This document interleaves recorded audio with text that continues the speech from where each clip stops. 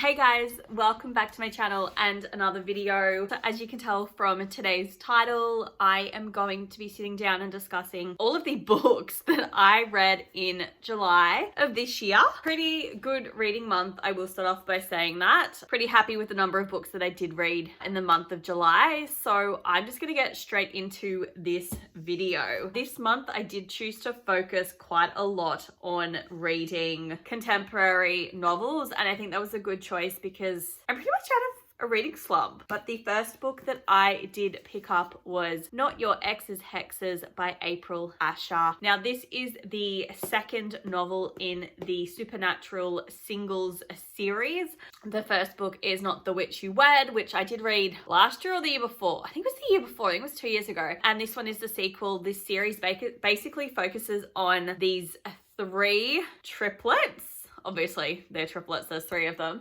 They're all sisters, they're all witches, and then it just focuses on them trying to date. First book focused on Violet, who is the eldest of the three triplets, and then this book focuses on Rose Maxwell, who I believe is, yes, she is the second eldest. And basically in the first novel, she basically her entire life since her sister found out that she didn't have any magical abilities, isn't actually able to take over the family title of being the primer of all of the witches. So she's like the leader. Rose has basically been training to become the next primer on the Supernatural Council. So yes, there's an entire council where they have different supernatural people, leaders of like the shapeshifters, the vampires, there's demons, angels. So yeah, they all come together and they have a council, a ruling body, and there's like a person from each one. And then in the first book, this is a spoiler, Violet gets her powers and ends up assuming that role. So this book is basically just focusing on Rose trying to work out what the hell she is going to be doing now and finding some new roles and some new jobs for her. She has a one-night stand with this half demon. His name is Damien, and he is also a veterinarian, which she didn't know at the time. They have a number of run-ins.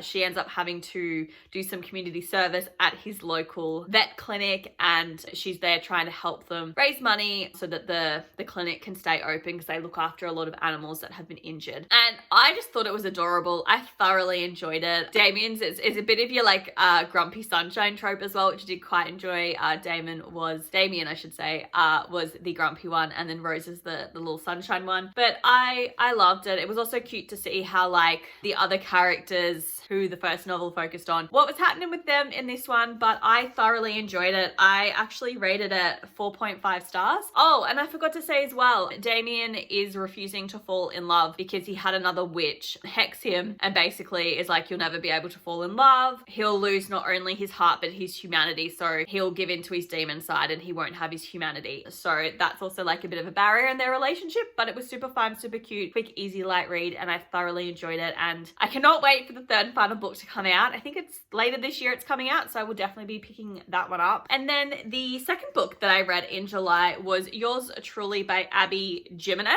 I think that's how you pronounce it. I adored this book. This was my only 5-star read for the month, and it was so good. It was really good. I wasn't expecting to enjoy it as much as I did. I find this author, she's a little bit hit and miss for me. So out of the 4 books I had read, I loved 2, didn't really care for the other 2. This is like a companion series, like all of Abby's novels are. And with this one, the first book kind of in this companion series was Part of Your World. I didn't like the main characters at all. I hated the entire plot line. So I was really hesitant picking this one up because I didn't know how it would all fit into it. And it actually took me like 90% of the book to work out that the main character, Bree, her best friend, is actually the main character from the first novel. I did straight over my head. I missed it all. So I completely missed the connection there, but I much preferred it to that book. It was fantastic. So if you didn't enjoy Part of Your World, pick this one up. It is so much better. Anyway, so what is the book actually about? So we focus on 2 doctors in the emergency department. We've got Brianna and also Jacob. So Brianna's been working at the hospital for a number of years. She's just had her divorce be finalized, and her brother is running out of time to find a donor to give him a kidney. And then we also have Jacob, who is is another doctor who's just left the emergency department hospital he was working at, and he's now come to the hospital that Bree is working at, and everyone basically hates Jacob from the get-go because he comes across as really cold and just like a brick wall and horrible and mean to people, so all the nurses and stuff like hate him. But it actually turns out that he has anxiety and he doesn't actually really give good first impressions at all, and he always stuffs it up, and Bree kind of helps him do things so that the staff will like him, but also at the same time there's like this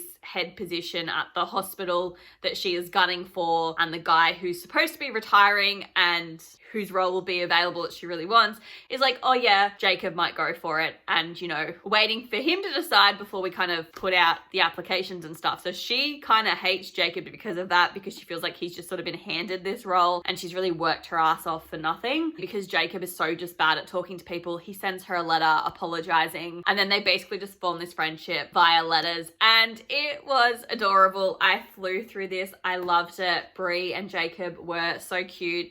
They kind of fake date a little bit. It was adorable. I loved it. It's a 5-star read. I know a lot of people don't like the whole dating your coworker trope, but I really loved it. I thought it was well done, and it was really nice to sort of see like the representation of people with anxiety, also going through the kidney donor and all of that stuff. I thought that was really well done and beautiful, and I thoroughly enjoyed it. And then the third book I read is probably the one that I am the most... Oh, no, I'm going in the wrong order. Oopsie, I'll come back to that.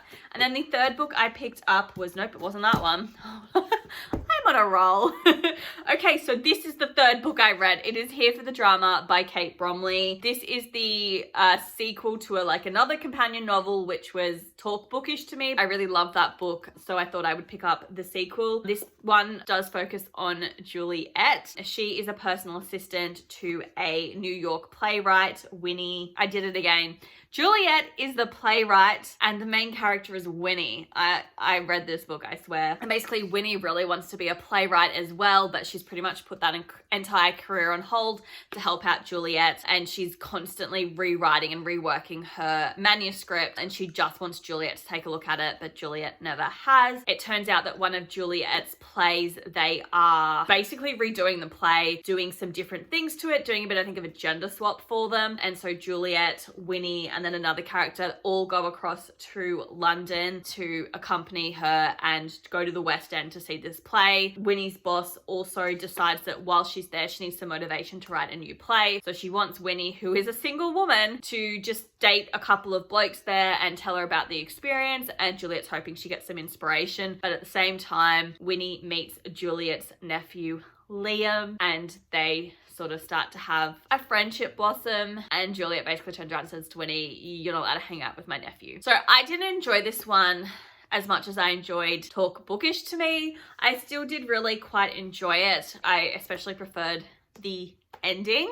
It was definitely a bit of a more interesting concept for me to read about this whole playwright side of things, because it's not really something that I've been interested in. I have gone and seen a couple of plays and theatre shows, but for the most part, not something I really engage with. So I thought it was cool and interesting. At times, the characters annoyed me. The writing style was a little bit stilted at times, but that's why I gave it a 4.5 stars. But it was still really enjoyable, and I'm interested to pick up the third one. And then book 4 was Meet Me in the Margins by Melissa Ferguson. So this book does focus on an editor. Her name is Savannah. She works in an editing house for a company that it doesn't focus on fiction books, basically. No fluff pieces, no romances. The owner of the company absolutely despises those novels and hates them. And what happens is that she has a run-in with the editor-in-chief for a rival publishing house and has a chat to her about how she wants to write like a romance novel, and this editor-in-chief is like, well, send me your manuscript and I'll have a look at it. Basically Savannah does, however, they don't love her manuscript. It needs some work, and what happens is that someone actually stumbles upon her manuscript and leaves some notes in the margins, basically very much critiquing the novel. But she realizes after this chat with the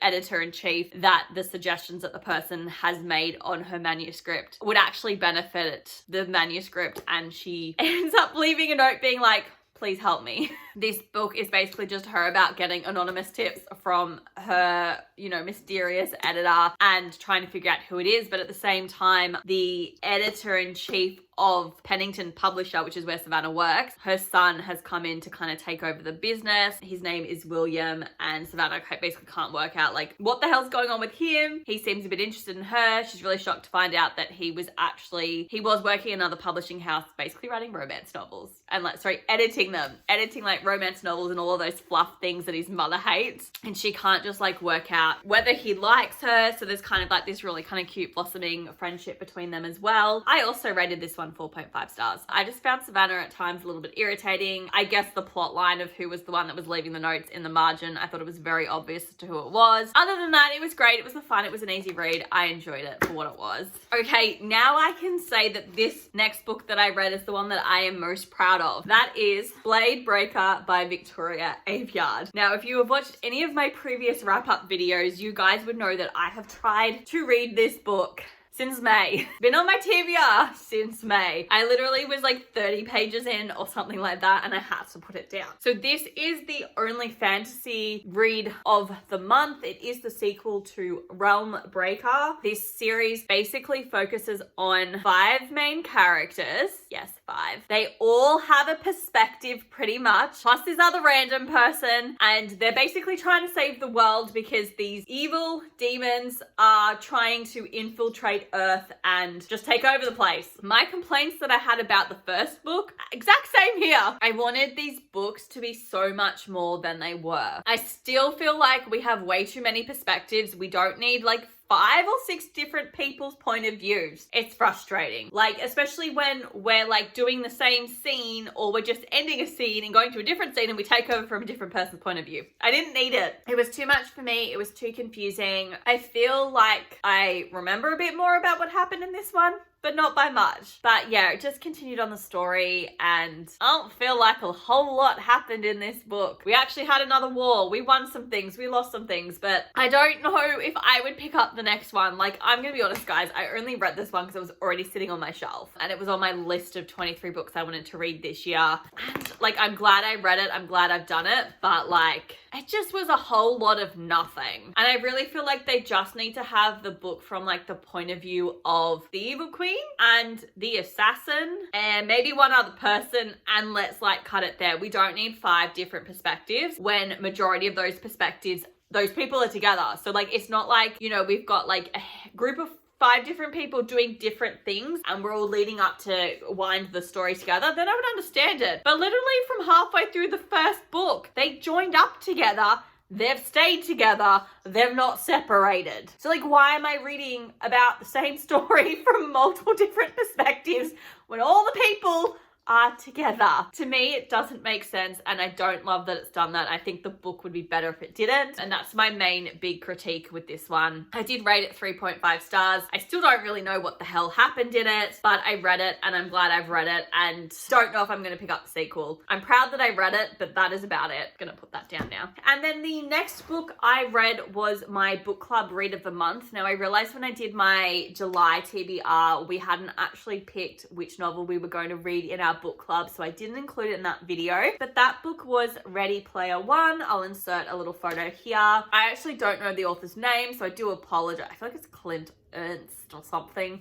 I don't even know how close I am. I'm probably going to be editing this back being like, just shut up. So this book is the first in a duology, I believe, and it focuses on this kind of little bit of like a dystopian world. Basically, life's kind of sucky and everyone just lives in the virtual world pretty much, which was a really interesting concept. It was a sci-fi novel. I don't read much in the sci-fi realm. I did enjoy this book. I rated it 3.5 stars. I was interested enough to want to pick up the sequel. Decided that I didn't want to, so I just googled what happened in it. Glad I didn't read it. Sounded crazy. Basically, the premise for this book is that the creator of the virtual world that they're all living in passes away, and in his will, he decides that in the world he's created, people have to go through these challenges to find these keys. And once you've found all 3 keys, you will be able to do one final challenge. And then once you've done that challenge, you will be the sole heir to this guy's fortune. And everyone loses their mind and they're like, yeah, we're gonna solve the mystery, because there's all these like riddles, and once you get one riddle, then you get the riddle for the next one. And we basically focus on the main character, whose name I cannot remember. That's so bad. Let me just Google it. So the kooky guy is James Halliday, and then the main character is Wade. In this world, you can make like avatars of your full body, change the way you look. The kids attend school virtually as well. Wade is a mad player of this game, really wants to win it. It's just basically this competition. I did enjoy like the competition of them finding it. It was pretty obvious that like in these scenarios, like the main character is probably going to be the one that wins the challenge. This book also had a lot of references to the 80s, because James Halliday, who is the creator of this virtual reality, grew up in the 80s, so he's obsessed with the 80s. So there are a lot of 80s references that as someone born in the 90s, I just didn't care about. I'm not really a fan of the 80s at all, and anything really about the 80s. So that bit I didn't really enjoy. Some of the gaming stuff was a bit too much for my liking, and I skipped over it, but for the most part, I didn't hate it. I did enjoy it. I rated it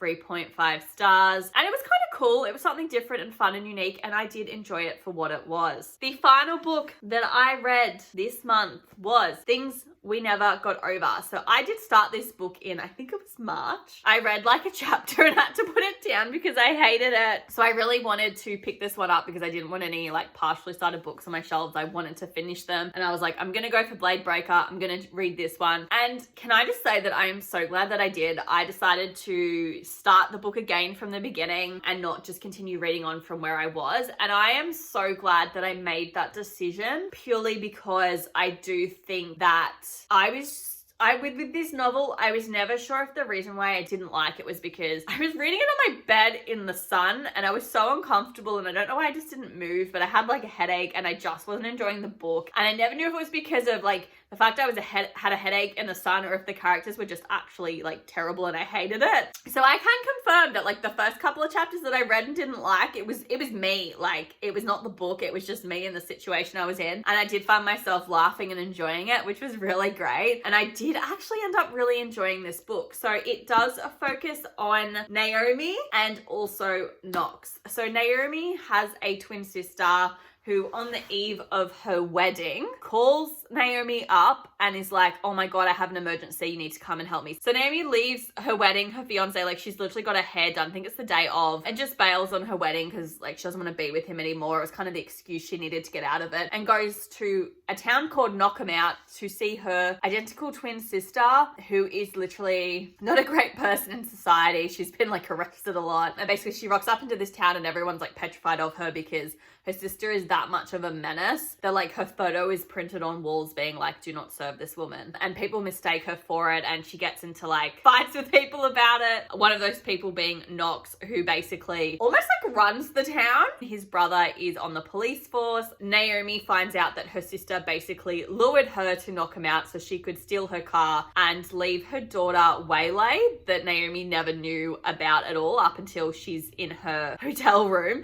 Leave her daughter with her so she can go and do something to get a whole heap of money. And her sister is a shitty character. Tina, did not like Tina. I did really quite like Naomi. She was strong-headed. My one complaint is that like I'm a little over this whole trope of like, you know, the protective bad boy thing and being like, oh, you know, I don't date, so don't fall in love with me, but we'll just have like a casual fling thing. And then they fall in love with one another and the guy breaks up with her and is like, well, I told you this is gonna happen, but he's actually in love with her and he's doing everything and he's coming across as a straight up dick, but I'm being protective and looking after you. I'm over that trope. Like, I'm sick of it. I need to stop up picking books where that's the trope because I just don't like it. But the thing I did like about that trope that was done was the fact that Naomi was just like, no. she didn't take shit from him, which I did like. I really loved the fact that she was there for her niece, Waylay, who was like 11 and didn't know her twin sister had a kid, which is fair enough. Like, her parents don't even know, but Tina was trash. But yeah, I really enjoyed it. It was really cute. It was obvious that like Naomi was going to stay in the town even if Tina came back, and she was going to keep staying with Waylay and Get When Knox. Really glad that I picked it up and read it, and I'm excited to read the sequel right there, but this was a 4.5 star read for me. Alrighty guys, so they are the 7 books that I read in the month of July. I'm really excited that I did read these books, especially because I was able to read 2 of them that I've been trying to read for a couple of months, so I'm glad that they're read now. Peace of mind. But yeah, they are the 7 books that I read this month. I hope you guys enjoyed this video. Please let me know in the comments below which books you read in the month of July and what you think of any of the books that I've read if you have read them. And I will see you guys in my next video. Bye!